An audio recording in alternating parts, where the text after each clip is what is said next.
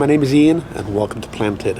In this episode, I'm going to talk to you about one of my favorite groups of plants, and that are perennials. There's a huge range, very attractive, very colorful, and I've just been given two clumps of a plant called Polygonatum.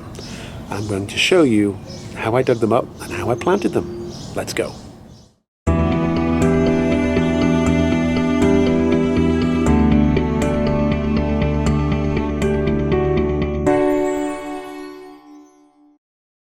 I have a soft spot for perennials. These are plants that come back year after year. They don't have rigid branches that stay year after year. They die down to the ground, which means that when they start to grow, they always look fresh and full and very healthy. So Polygonatum is a plant I've coveted for many, many years. Arching stems, architectural feel, and just a lot of attributes that I really enjoy in my plant material. It's dense and is a good suppressor of weeds. Now you could say this is ground cover at 1.5 to 2 feet high. That's a little bit of a liberty, but this is the plant now in May. And if I had been offered these clumps right now and I dug them up, they would probably have died because they would dry out too quickly. Now the roots might live, but those leaves above would dry out and it would look unsightly.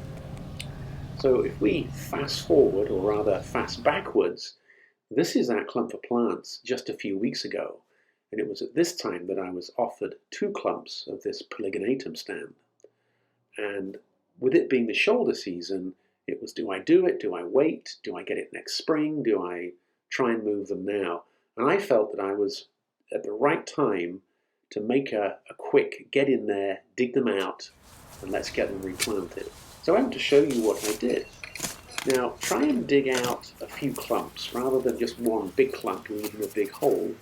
I was able to dig out two medium-sized clumps, and I want to show you this technique. This is a trenching spade that digs deeper than a regular spade, and the spade goes all the way in, and then it goes all the way out. And I'm not rocking back on that spade at all. And that's because I don't want to shatter the root ball. So by cutting out essentially a core all the way down, I've got the best chance of getting a good root ball. Now I don't know what's going to happen, but now I can rock back and you'll see this clump lift just like that. And there's a natural break. So what I've managed to do is get out a big enough clump with enough fibrous roots that that one will move quite nicely. Now I've got a box that I go and put that in, and I will be back for some more. Now you don't know if you capture all the roots. There's bound to be a few breakages. It's inevitable. But of the 100% that I dug up, if I can get 75 to 80% to live, I think that's a fair return. And here we go with a second clump. Now this clump has actually got some hosta growing in it, which is a bit of an interloper, so it's a 2-for-1. But I'm using the same technique, dig out a core, and then leave her backwards, and that hosta is helping bind all the roots together.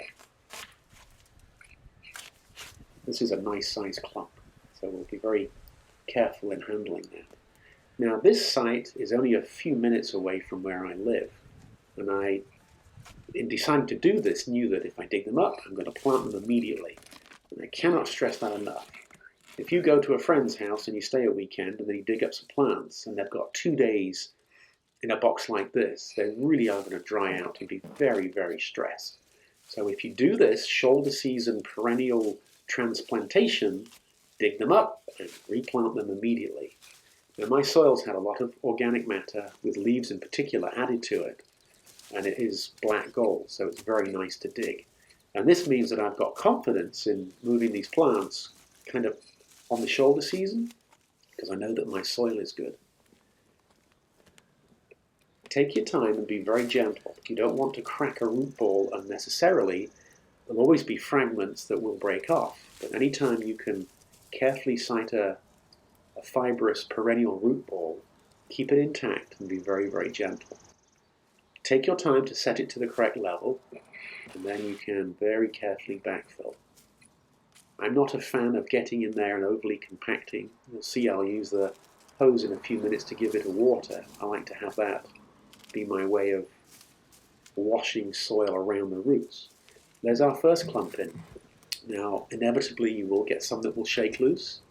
Here's the rhizome that will grow out through the soil with the fibrous roots on it. And then you can see 2 leaf shoots that will go up.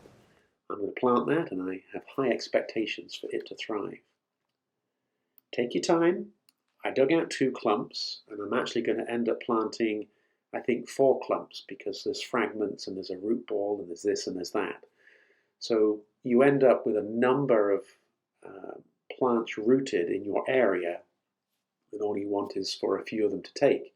But I have high expectations for this. I have no reason to think that this will be something that will fail. I expect them to get stressed, but that's okay. I'll have them alive. Once you put them in, make sure you water them and turn the pressure down. And I went around 3 times to each individual root ball, letting that water sink in before I then came back and added more water. And here we are a few weeks later. This is now current. This is the end of May. And the plants have lived. They do look a little stunted, but that's not surprising given their mood. I've now got Polygonatum. So thank you so much for watching. As ever, tell your friends, tell your family, spread the word of planting with Cooke, and whatever you do, go and plant something.